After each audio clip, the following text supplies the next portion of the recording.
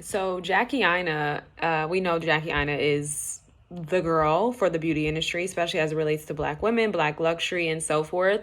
And really shout out to her because I just think about all that she has carried.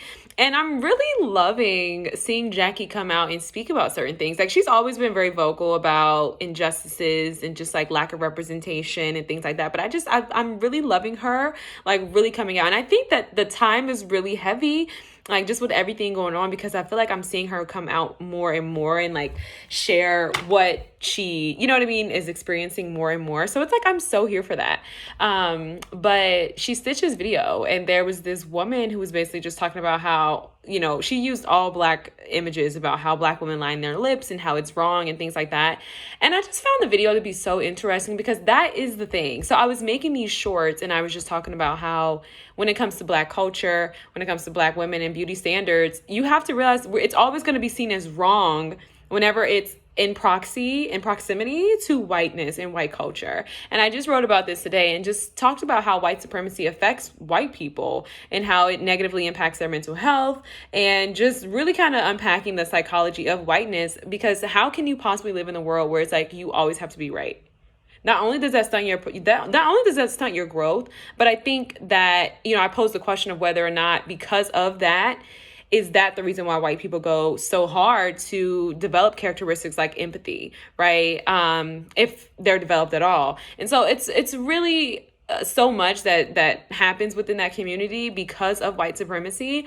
But yeah, and so, you know, I start thinking about all of the progression that Black women have made in the industry. Like you start thinking about Florence Joyner and how for Black women, we have always had our own standard of beauty. And so I was really like low key, and I think that I'm here for Black women addressing these things in classy ways and classy manners. I think we should definitely not fight fire with fire, but I am so over this politeness. And I think it's because I have been someone who has been so polite.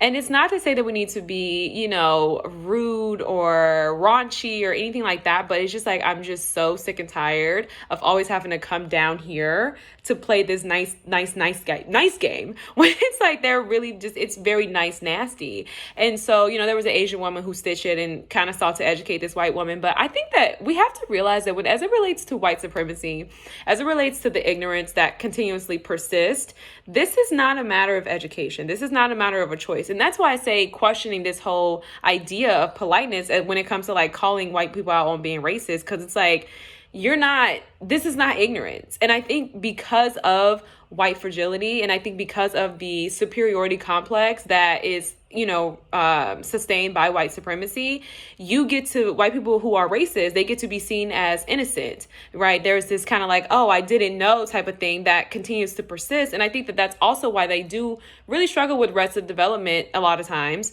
And just how it's just like, that's not okay. It's not okay. Like, it's one thing when you have a mistake, but I just think the times that we're living in today, it's not a mistake, it's a choice. So I do get upset sometimes when I see people being so polite, because it's like, no, here's the realism. Black women have their own aesthetic. And I think that this is why I stopped watching Suits. So you guys know the Suits series on Netflix. I stopped watching it because I was so irritated how they have this white guy who's this drug dealer. And this isn't even funny, because the mere thought of this low-key pisses me off, and that's why I stopped watching it. But they make this white guy out to be this professional drug dealer, and it's so cool, and it's all these different things. And it's like, there are so many Black men who are literally doing time right now for selling marijuana. And I say that all the time because these men were never liberated from these sentences. They were never liberated from, you know, what they were arrested for, which was like selling weed. They never got... Biden did a little bit of work, but there are still so many men who are incarcerated for this very thing. So it's just one of those things where it's like when white people do it, it's cool, right? When the Kardashians go and get big butts and they get these Black baby daddies and their baby mamas and they sign up for this, it's cool. It's an aesthetic. It's popular. The girls are following. But when a Black woman does it, oh, it's wrong. When a Black man who has no choice, who has no other means, and I think that this is the thing too when we talk about education, I've always kind of had a bit of disdain. Like, I don't really care to educate white people in regards to the ghettos that they created. I just don't. You know, I'm sorry, Barb. I just don't got the time. I don't got the time. Like, I just don't care to educate them in regards to the deprivation and the lack of opportunities and resources that are in our community, especially as it relates to Black men. I just don't care. I'm sorry. And so with Suits, and obviously this does not relate to every Black man, please, but I just was so upset because I'm like, it's so funny how it's always this. So when a white person does it, it's okay, it's right, it's righteous, it's seen as cool, it's seen as the perfect aesthetic. When a Black person does it, it's seen as lewd, it's seen as, unpreparedness, unprofessionalism, ignorance, all these different things. And, as I have this conversation, this is something that we all know. So it's really not like I'm saying anything new. But yeah, like when we talk about beauty standards, I want Black women to focus on educating themselves in regards to Black women who have broken, and I'm talking about Black women, right, who have broken barriers in the beauty industry. Like I said, Danielle Luna, she's got a documentary out on Netflix, which again, that also kind of pains me sometimes because it's like when I look at the writers and I look at the people who have put these projects together, oftentimes it's white people. And again, y'all know how I feel about this. The critique is so heavily rooted in white people wanting to be the cause and the cure. But again, we appreciate the insight. So thanks, HBO Max. I will be watching it and I will be coming back with a critique in regards to it. But yeah, I mean, extremely iconic. She was like one of the first Black supermodels and she faced so much discrimination.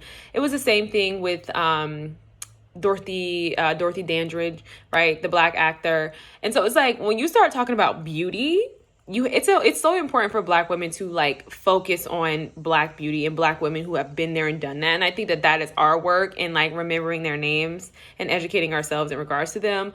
So we know that Jet Magazine is no longer a thing, but I just want to show you guys this. I kind of want to I'm going to do this because honey, the bed is not made. This was like an impromptu.